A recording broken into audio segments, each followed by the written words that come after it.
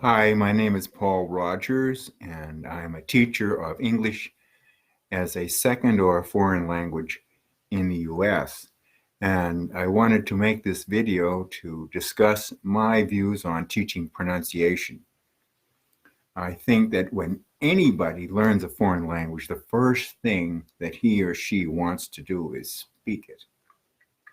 That's why people buy uh, little booklets when they travel to Italy or Japan. They buy little pronunciation booklets, vocabulary, so that they can get around. And the same thing happens when your students begin to study English. But unfortunately, English is difficult to pronounce. And I have seen over the years that the difficulty in pronouncing English acts as a break or as a psychological barrier. People feel timid when they speak, and mainly because they've been laughed at in class, and so I call that the vergüenza factor. And I have one rule in my class that nobody can make fun of anybody else when they speak English. They can make fun of me all they want. So anyway, the trick is to find a way to teach pronunciation from the beginning, to integrate pronunciation lessons with any other lesson that you're working on. And I have found that first things first, if we create a foundation, a basis. And what is the basis? The basis is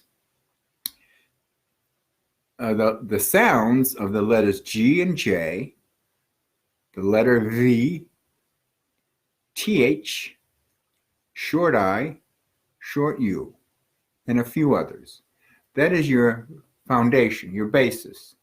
And once those are learned or practiced, then the rest of English pronunciation and fluency becomes a lot easier.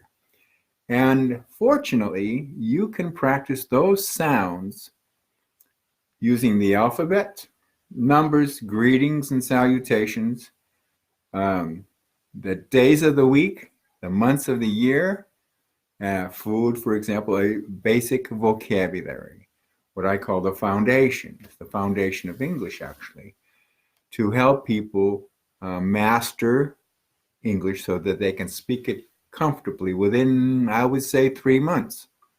I teach adults in the United States, and the first thing they have is difficulty with pronunciation. So they all tell me this.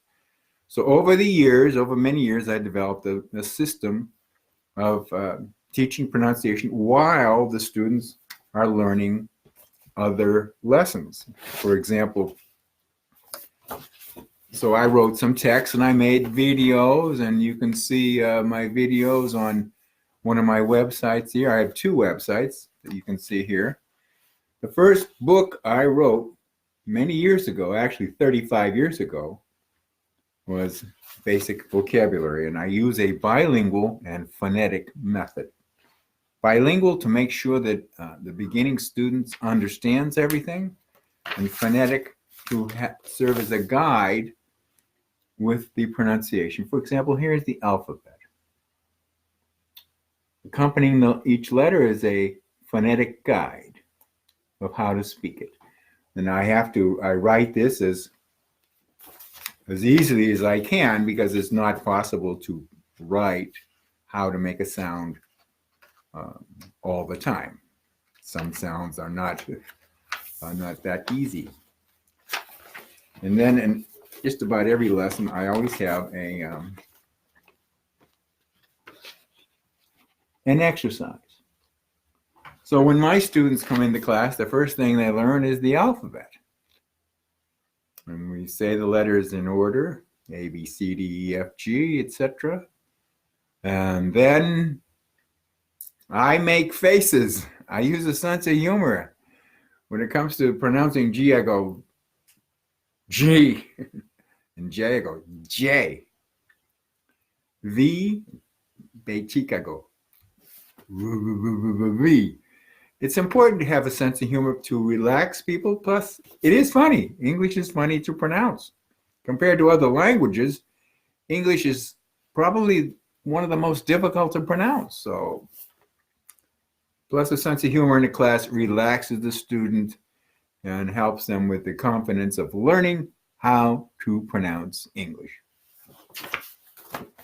Here's the section on greetings.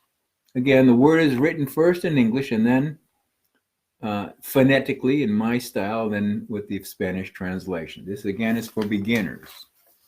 And I have in the class people read out loud. I do a lot of talking at the beginning of the class, but after that, students read my text out loud, and I've written a lot of text. Anyway, here's the index of the basic vocabulary, vocabulario básico. It's probably got about 500 of the most common words.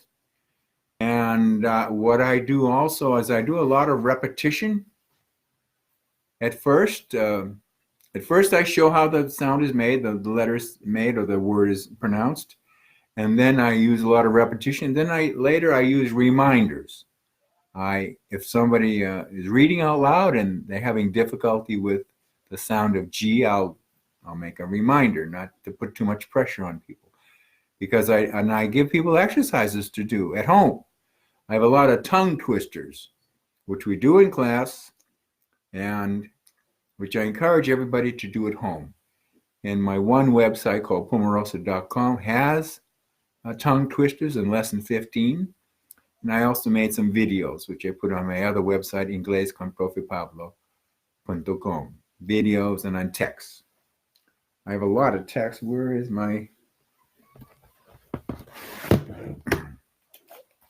This book contains the basic text of beginning students. Again, I focus on beginners, but maybe in your classes, you have students who have studied English for a long time, for a couple of years maybe, and still have trouble with pronunciation. The only thing I can recommend is that you begin at the beginning. Do they know the alphabet? Do they know the numbers up to 1 million? Do they know how to greet people? Do they know the days of the week and the months of the year?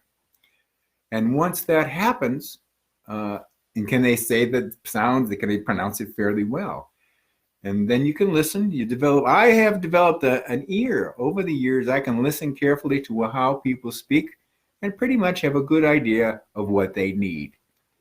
So fundamentally speaking, is that it? Have I covered everything? Like I say, I have 2 websites which are free.